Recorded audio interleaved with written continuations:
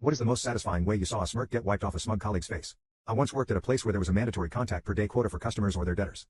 While I was meeting my quota, it seemed like no matter what I did I could never keep up with this one lady, and I could never understand it, as I sat across from her every day and half the time she was on the phone with her friend or playing a game on the computer.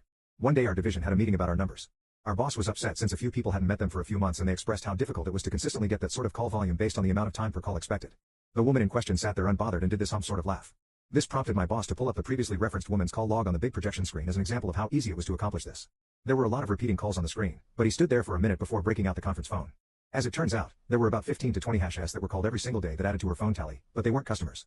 It was local weather, national weather, movie phone, a few different chat lines, the sports/betting line, shopping networks, and a bunch of other random local and toll-free numbers that were automated.